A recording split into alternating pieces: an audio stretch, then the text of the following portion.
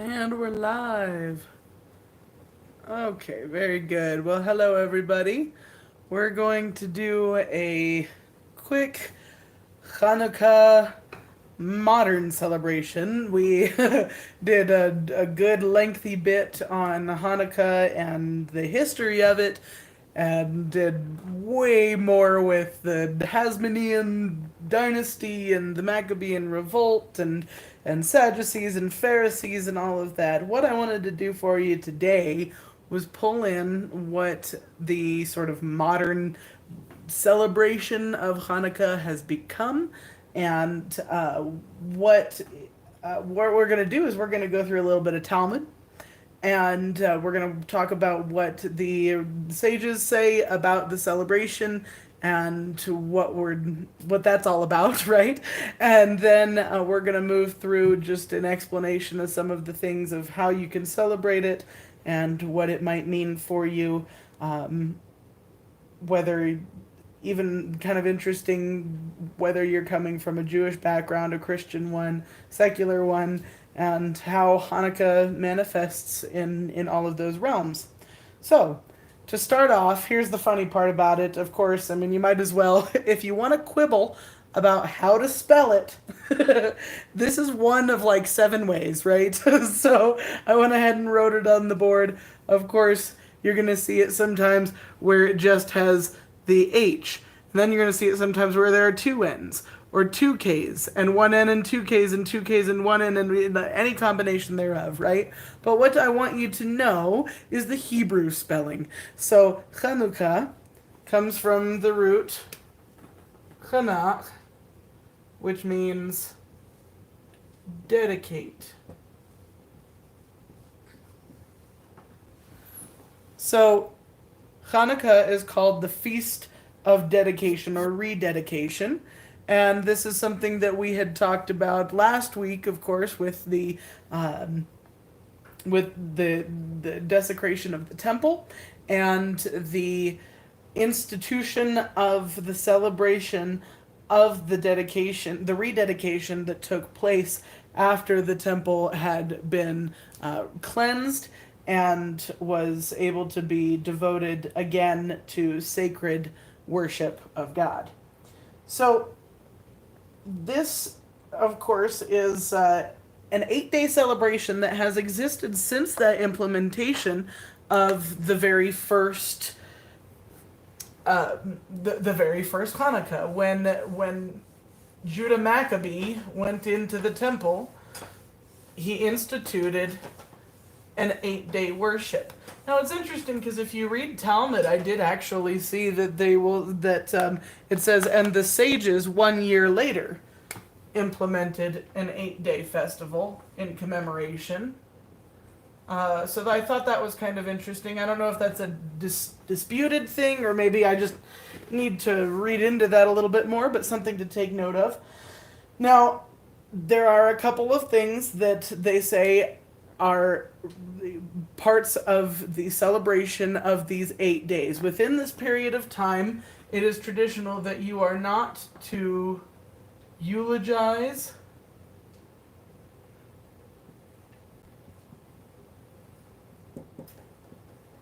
or fast.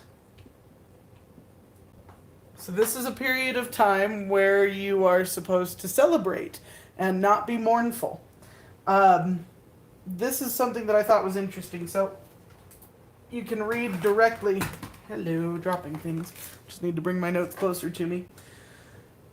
When the Greeks entered the sanctuary, they defiled all the oils that were in the sanctuary by touching them. Okay, so this is setting the Talmudic story of where the 8-day institution comes from with what we more commonly know as the miracle of Hanukkah. Okay? So they have entered into the defiled sanctuary and found all of the oils had been touched and messed with and were unclean for use. And when the Hasmonean monarchy overcame them and emerged victorious over them, they searched and found only one cruse of oil, that's cruse if you're interested, cruse of oil that was placed in the seal of the high priest. placed with the seal of the high priest, undisturbed by the Greeks. So we have, we're going to set this apart a little bit here. We have one thing of oil, still sealed, still clean.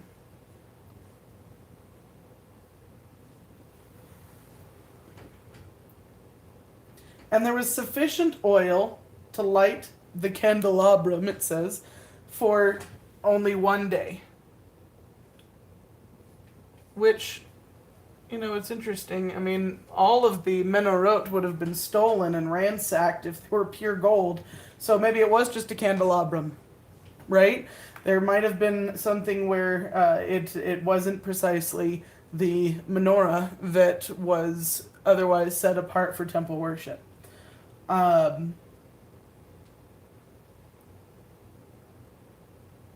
A miracle occurred, and they lit the candelabrum for 8 days.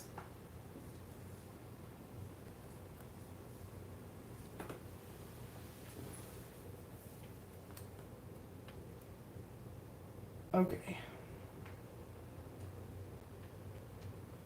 The next year, this is where it says this, the sages instituted those days and made them holidays with recitation of Hallel and special thanksgiving in prayer and blessings. So there was an institution of the Chanukah feast as a celebration specifically of this miracle. Now, that's where some of this gets a little ambiguous, because some people don't follow Talmud or believe most of its stories. Some of them are very interesting and may likely be true. Some of them are pretty wild and may likely be untrue. But that's something that we all kind of have to discern for ourselves, right? But when it comes to this story in particular, it is the common story that has kind of taken over the holiday. That while the backdrop that is the Hasmonean dynasty and the Maccabean revolt stands as the catalyst for this celebration, the thing that most people know, even if you're not Jewish, is that Hanukkah is an 8-day festival because of the miracle of Hanukkah of the oil. Most people tend to know this. And so it's something where it's worth noting that this does come from Talmud, which you can take it or leave it, but please do note that this is a very worthy day to celebrate, because there was, in fact, plenty of miraculous events that came through these years of revolt, and that the rejoicing that we can all have in the preservation of the Jewish people, and the zeal for God that existed, and the fact that God's word was preserved through these people at this time. We'll talk about it soon, but the Nes Gadol Hayasham, a great miracle happened there. That's the whole point. A great miracle happened there, and we'll come back to that. Before we do, let's talk about the menorah. So when we talk about lighting the candelabra for the 8 days, we don't precisely light a menorah, do we? We light a chanukiah. What's the difference? Well, a menorah is a 7-branched lampstand.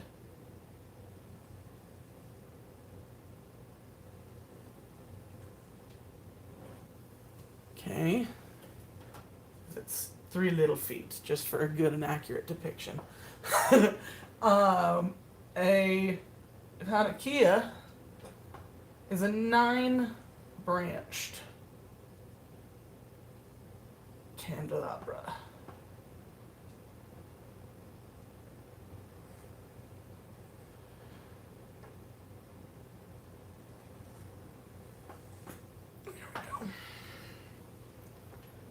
All right. So then what we have is the one that's for temple worship and holy purposes. Not to say that this isn't for a set apart purpose, but not precisely the same way. Look, it's hard to write on a whiteboard, but I am going to redo that. That looks like temple. We're not going to do that. You want to worship at the temple? The temple.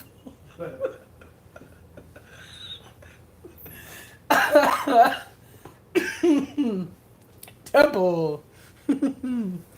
And this one is specifically for Hanukkah. And guess what? I'm just going to throw you the other spelling here just so you can see it. That everybody, one of many, but right?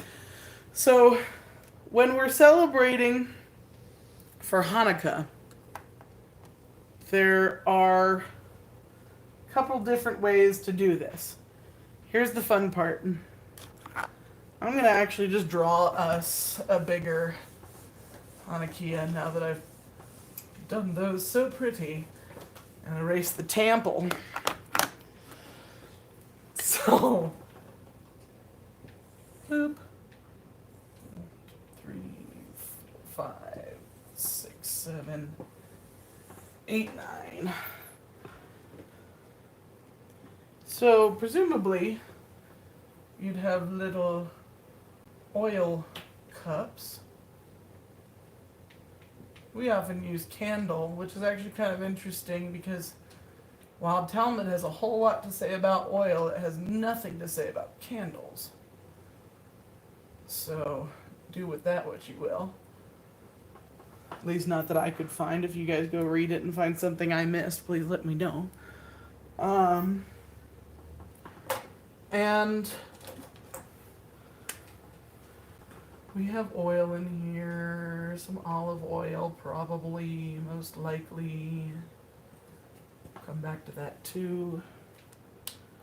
And you'll notice what I did is I set one of these flames a little bit higher than the rest. Boop. Okay. So,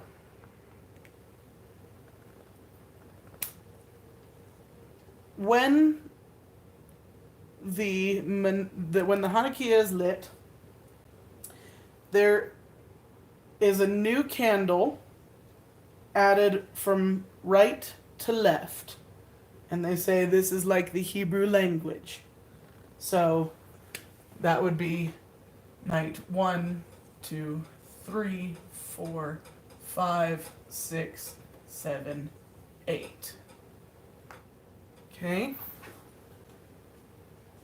Candles are lit from left to right because you pay honor to the newer thing first. So by the time I've got, on day 4, I've added these candles. I'm lighting number 4 first, then second, then third, then fourth. They're added in one direction and lit in the other. Okay, kind of interesting. Now, it gets a little more complicated from here, basically because there are 2 schools of thought. Literally, the school of Hillel and the school of Shammai. Beit Shammai says, on the first day, one kindles 8 lights, and from there on gradually decreases the number of lights until on the last day of Hanukkah, he kindles 1 light. And Beit Hillel says, on the first day, one kindles 1 light, and from there on gradually increases the number of lights until on the last day he kindles 8 lights. One given reason for this is that it supposedly corresponds to the bowls of Sukkot, right? So on the 13th, there were 13 bulls sacrificed on the first day of Sukkot, and it had a descending order from then on, 1 fewer each day. Beit Hillel's opinion was that one elevates to a higher level in matters of sanctity and does not downgrade. So this is a sanctified thing that this is a sanctified matter, so you would only increase in that, says Hillel. So it's you can debate that how you want. Of course the Sukkot parallel is pretty interesting because we can see that in several parts of the holiday as well. But it seems that the school of Hillel, Beit Hillel, is the one that won out because in most situations it seems that we do increase the light. So something to consider if you would, how maybe you want to interpret that and how you choose to light your lights this year. I dropped. I'm dropping things. Okay, here we go. Now, like I said up here, all of the rabbis say that any kind of oil is acceptable. So whether there's some mention of castor oil, like in Jonah. There's some mention of a bunch of plants I didn't even know. The idea being that olive oil is probably most likely to be the one that's going to be used. One even said that it burns, it's clearer. So I don't know. Then they went into a whole discussion about which kind of oil is best to use in ink. So it's very interesting. Talmud really just follows a train of thought in many ways. So it's kind of like they get off subject and then they get back on topic after a little while. So if you're ever reading through, keep that in mind, that if it seems like they've gotten off topic, keep going, because it's likely that they'll get back to the thing that you were reading about. Now, when it comes to placing the chanukiah in your house, there are a couple things that Talmud says should and shouldn't be done. It should be placed at the entrance of the house so everyone can see it. Now, there were times where lighting candles and anything Jewish were deeply persecuted. And so it even says in Talmud, in times like this, it's acceptable to just put it on the table. So something interesting to consider. Now, there are parameters that say it shouldn't be under it. You should not place it below 10 hand breadths above the ground. And that you should not place it, that anything over 20 cubits is invalid. So that's, again, the explanation for the height of it from the ground is something where they're actually talking about a fire hazard in many ways, and whether you could be considered liable depending on where you placed your chanukiah in the home. Now, the other side of that, though, is that when it talks about 20 cubits, is what it cites is a similar enactment that for your sukkah, that it cannot be over 20 cubits. So again, you see this sort of understanding that Sukkot and Hanukkah have many similarities beyond even just the 8-day, right? There is a reason for that there's a correlation between the two, and the rabbis actually use the parameters in one to set some of the parameters in the other. So something to think about. Now, there is I don't know what to say, a rule, what you would say. The Talmud says a hand breadth from the entrance is where they say that you should place your chanukiah.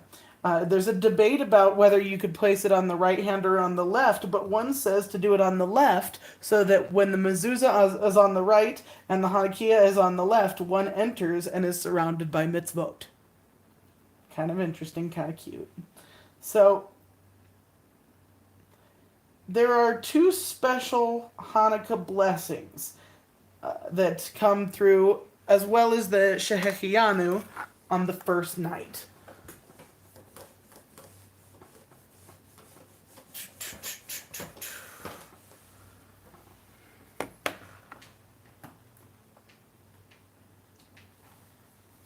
Talmud says that one who sees a burning Hanukkah light must recite a blessing because the mitzvah is not only to kindle the light, but to see the light as well. Therefore, there is room to recite a blessing even when seeing them. Rav Yehuda said, on the first day of Hanukkah, the one who sees the burning lights recites 2 blessings, and the one who lights recites 3 blessings. From there on, from the second day of Hanukkah, the one who lights recites 2 blessings, and the one who sees recites 1 blessing. Interesting. Okay, now when we're saying a blessing over the Hanukkah lights, there is the Shehekianu.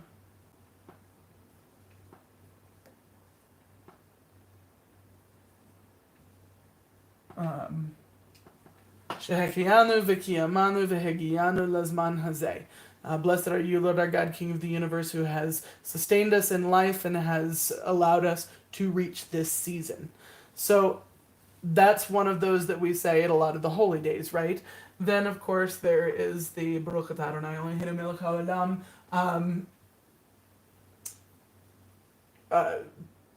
Vitzivanu. Let's see. I went too fast and then I threw myself off. Baruch atah Adonai Eloheinu melech haolam, asher kidshanu b'mitzvotayv, vitzivanu al lahadlik ner shel Chanukah, who commands us to light the candles of Hanukkah, or light the lights of Hanukkah. Now, the rabbis say, where is it written that he commands us? There are no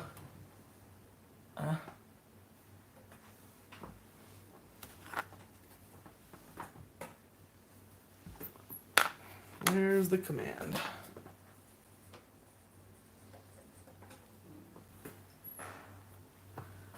There is nothing about Hanukkah in Torah, so there's no commandment that we should be doing this. So why are we going to set this up as a parameter for who sanctifies us with his commandments and has commanded us to light the candles of Hanukkah? Well, this is pretty interesting because this is something that we ask a whole lot, isn't it? It's not in the book. So why are we saying that we are commanded to do this? Well, there is an explanation that comes from Talmud, and it's worth noting. The Gemara asks, and where did he command us? The mitzvah of Chanukah is not mentioned in the Torah, so how is it possible to say that it was commanded to us by God?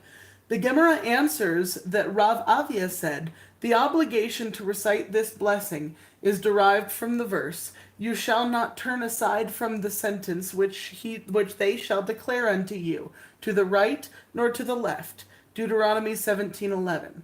From this verse, the mitzvah incumbent upon all of Israel to heed the statements and decrees of the sages is derived. Therefore, one who fulfills the directives fulfills a divine commandment. Rav Nehemiah said that the mitzvah to heed the voice of the elders of Israel is derived from the verse, ask your father, and he will declare unto you, your elders, and they will tell you. Deuteronomy 32:7. Okay, so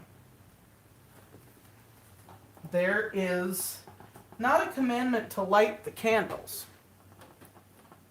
but there is a commandment in Deuteronomy 7:11.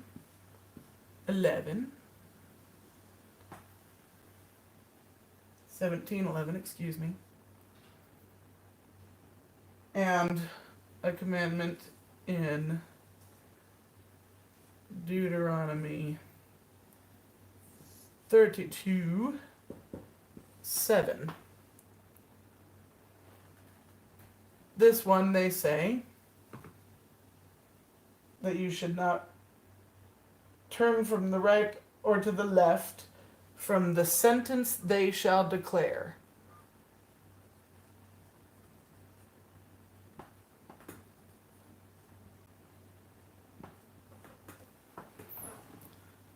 Okay.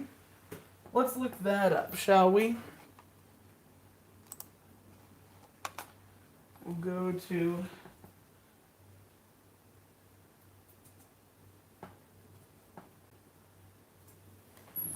look for some of the context of Deuteronomy 17. Who's they?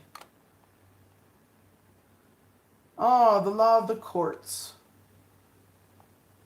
Go to the Levitical priests, says verse 9, and to the judge who is in the office at that time. Inquire of them what they will give you the verdict. You must act according to the decisions that they give you at the place that the Lord will choose. Be careful to do everything that they instruct you to do. Act according to whatever they teach you and to the decisions that they give you. Do not turn aside from what they tell you to the right or to the left. Anyone who shows contempt for a judge or for the priest who stands ministering there to your God is to be put to death. You must purge the evil from Israel. All the people who hear will be afraid and will not be contemptuous. Again. Okay. So, judges and priests.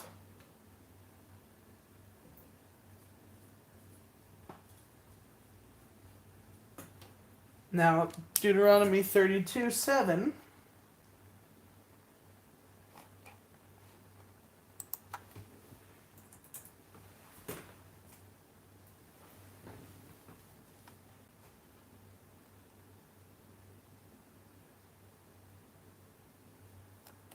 Remember the days of old. Consider the generations long past. Ask your father, and he will tell you, your elders, and they will explain to you. Okay? Saying, ask them. They've been there. This is referring to fathers and elders. Okay? Look. Sound advice. Torah advice. As to whether the sages fall under judges, priests, fathers, elders, I will leave to you to decide for yourself at what level of halakha you choose to follow these schools of thought. Okay?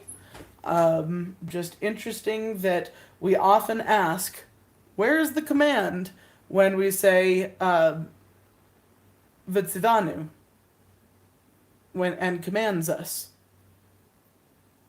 So, especially in lighting the candles, right? We bring that one up often.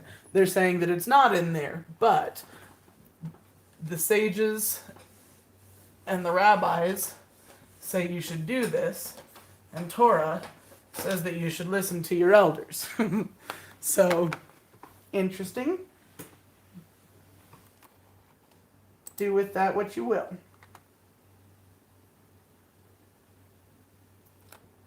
Okay.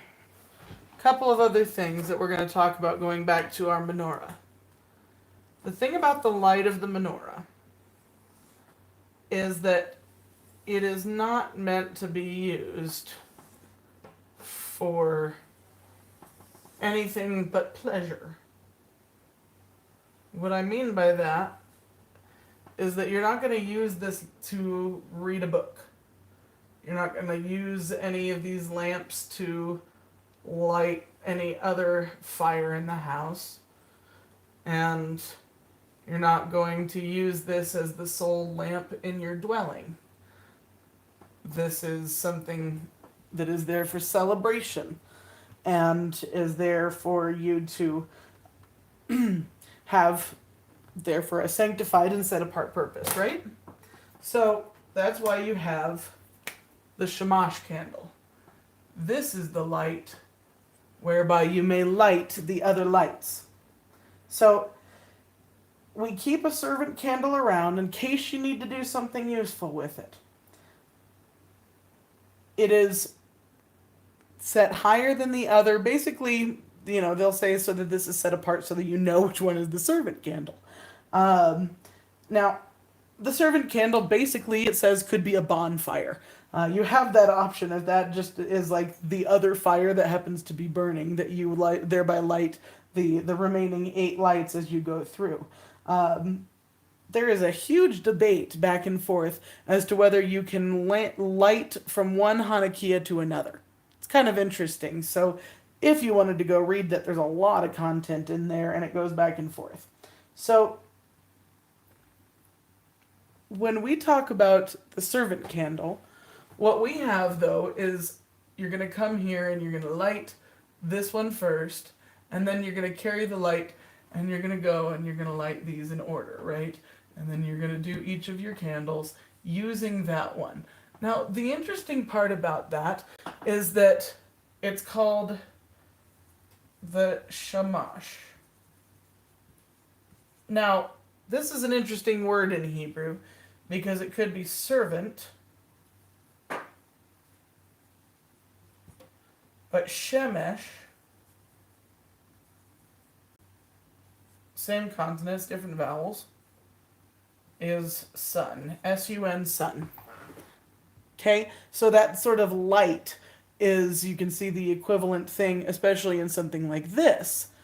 But as far as just the equivalency in Hebrew, it's kind of,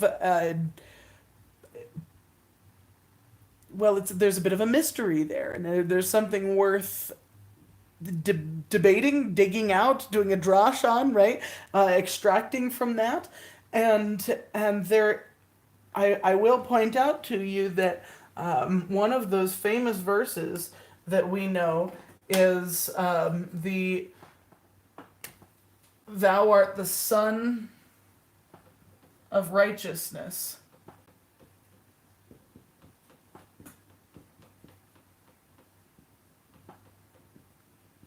With healing in thy wings.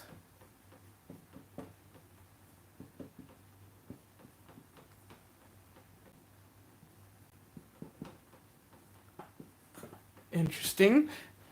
But some people actually get really bent out of shape over this one, especially those who like to say that there's sun worship in our culture. But if you were to change some vowels, all of a sudden it's not S-U-N of righteousness, but rather servant of righteousness, with healing in thy wings. So, again, do with that what you will, something to talk about. Now, this is also where we see that there is a servant heart, that a servant that sits above all, the one who sits above all of the rest is the one who bows to serve the others. That is a beautiful picture of Yeshua, of what a king should be, what any leader should be. The one that sits above the rest still bows to the others to light them, to make sure that they are able to carry out, and that by their light things just get brighter, right? So do not hide your light under a bushel, but let this little light of mine, I'm gonna let it shine, right? So if you are presenting the light to others, everything will shine more brightly by your service. Okay?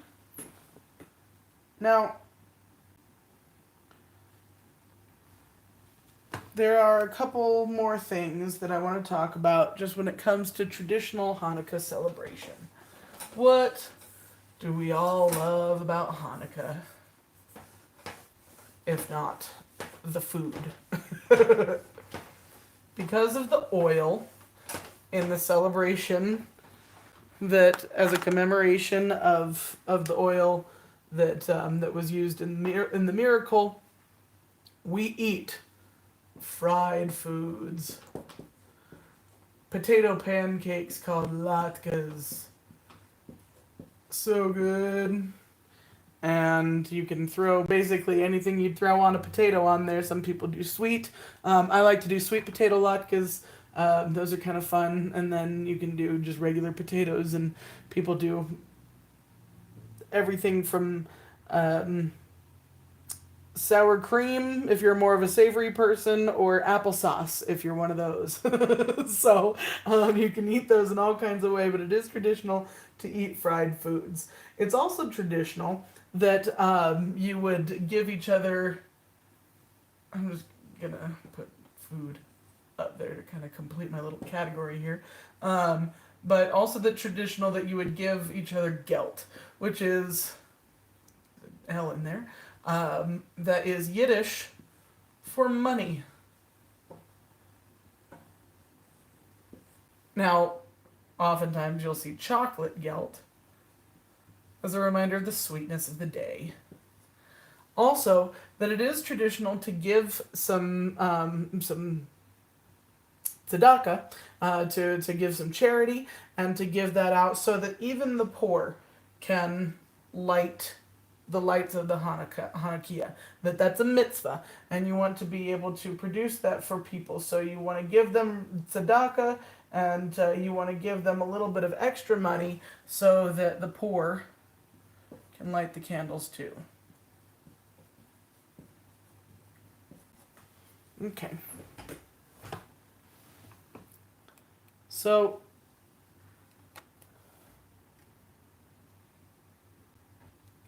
the other fun one, and let's go ahead and just wrap up here. Like I said, this is going to be a short teaching. It's also traditional to celebrate with a dreidel. Let's do boop, boop, boop.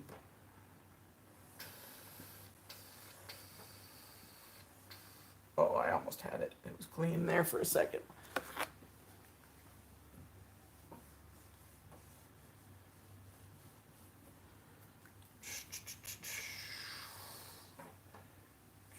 We'll do kind of like that because I know it's a funky little rounded end dreidel here. And I don't know why I'm doing 3D because I want to show all my sides anyway, but just trying to get a little fancy with it. Don't mind me. And so we've got our dreidel there. We're going to take away the side of it. It's a rounded, so it's a spinning top dreidel. Okay, top. You guys have all seen a dreidel, yeah? So, and you're going to see the 4 Hebrew letters on there. You're going to see a hey. And you're going to see a nun. I almost did the gimel. What you'll also see, there's going to be a gimel on one side, and there's going to be a sheen on the opposite side, right? It's a 4-sided spinning die, okay? It's a game that you can play, but, and actually here in my lovely little effort to draw a kind of wonky little dreidel, I'm going to back up, because each of the letters that you might see on each side of the dreidel means something. Now, really, what they'll tell you is that this stands for the Yiddish words that describe the gameplay. Okay? So what you do is, if you're playing a game of dreidel, which is really quite fun, I'm going to go ahead and teach you the rules of it. So, everybody does an ante, right? If you know what to, when you bet, everybody puts 1 coin in the pot. Okay, so let's say you're playing with 4 players. Now you have a pot of 4 coins. Okay, so the first person is going to spin that dreidel. And what they have is an opportunity to get nun, gimel, hey, or sheen. Okay?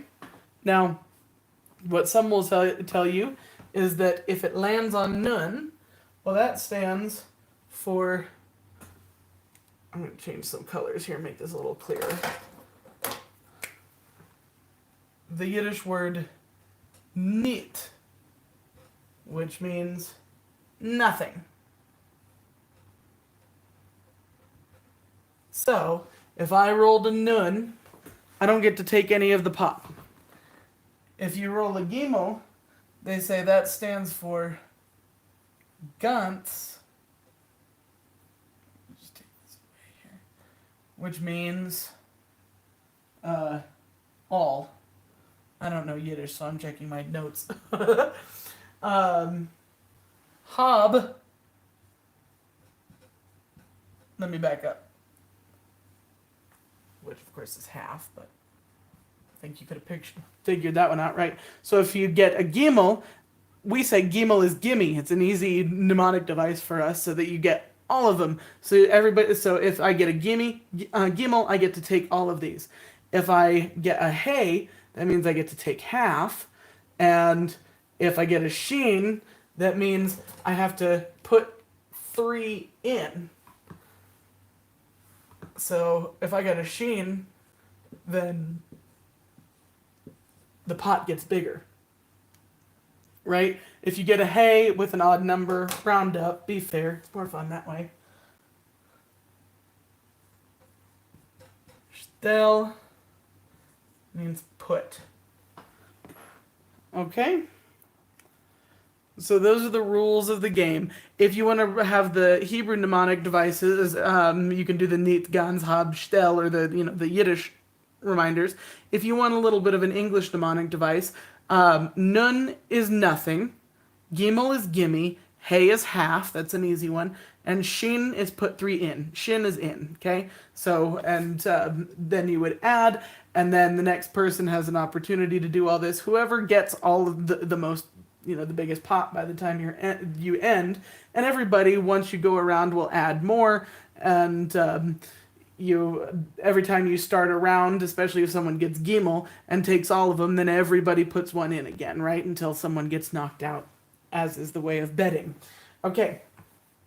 Now, the other fun part about this is that if you do the Hebrew acronym,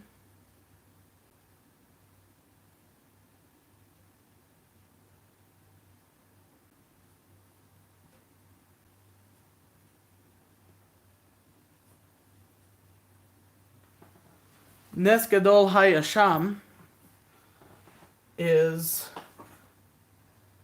miracle, great,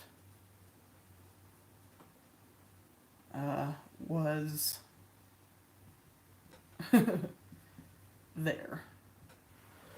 All right, a great miracle happened there. Nes Gadol Hayasham.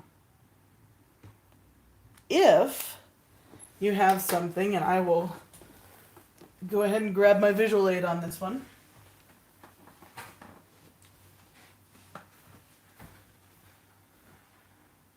It's a fun little reminder that never be afraid to casually mention something that, you might think was interesting or that you desire, because you never know. You might have somebody there who's happy to bless you with it.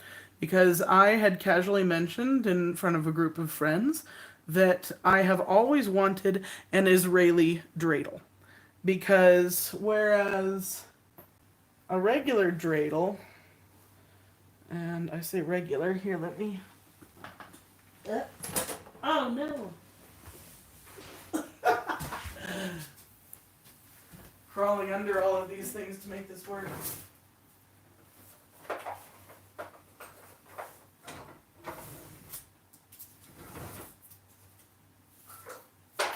Get a nice and big one. So, here's your Nes Gadol Haya Sham. A great miracle happened there. But if you get an Israeli dreidel, you get Nes Gadol Haya Po. a great miracle happened here. Kind of fun. So I love my little Israeli dreidel, and I think it's super cool to have one. I had a friend that said, I got a million of them, I'll bring them by. So, just added to my little trinkets, but I'm very proud of it. I think it's very cool and kind of a fun one. And so, I always said if I knew somebody who was going to go over or go over myself, that would be my request of them. And they said, I've already got it here. So I'll have to figure out a new thing that I can request or make sure to bring back myself. So, now, all in all, it's just something where we're going to go ahead and wrap up here. But the point of Hanukkah is not to compete with Christmas. Let's be honest here. Something that is actually kind of sad is that the holiday that has everything to do with not assimilating with another culture has become the most assimilated holiday in Judaism. It's just one of those things that, like I said, it's probably something where even if you are religiously Jewish, religiously Christian, or even secular, you might have a connection to this day because, of course, the preservation of what the Maccabees accomplished has a precious vein for all of those groups, however you choose to categorize it. So there is something to benefit from in all of that and something to find, to celebrate in this day. But it's also something where, because of its near proximity to Christmas, whether it's of course Christmas is December 25th of the winter month, and the 25th of Kislev is the winter month in on the Hebrew lunar calendar, and so they often coincide around the same time, but that's really the extent of their similarities, and yet we have made Hanukkah into the Jewish Christmas. And so it is something where I want you to be able to understand that while there's nothing wrong with giving gifts on those days, if there's nothing wrong with playing some dreidel, and look, if you care to listen to the Adam Sandler songs, so be it. But make sure that you are also listening to something like Ma'otzur, which is the rock of our salvation. There is a really beautiful song that you can go look up. That Ma'otzur is Maoz Maoz Tzur. It's one of those lovely Hebrew translations, but it's a great song and one that we often sing at this season. And it also reminds us of the Nes Gadol Hayasham. A great miracle happened there, and multiple great miracles, not just the one of the oil, but of the battles won and the people that were saved and the word that persisted and the line of the Jewish people that has remained and the remnant that was saved and the persistence that we see and the many miracles that continue to happen in Jerusalem. It's absolutely something worth celebrating and absolutely a beautiful part of the day. So I encourage you to find your own celebration in it and to persist that with those around you so that everybody can understand that this is a day that has so much more meaning than we often give it. So let's bring it back. Let's rededicate this day as we rededicate ourselves and get back into understanding what a great God we serve, and to be excited about the miracles and the beautiful, wondrous signs that he does in his land and for his people. Shalom.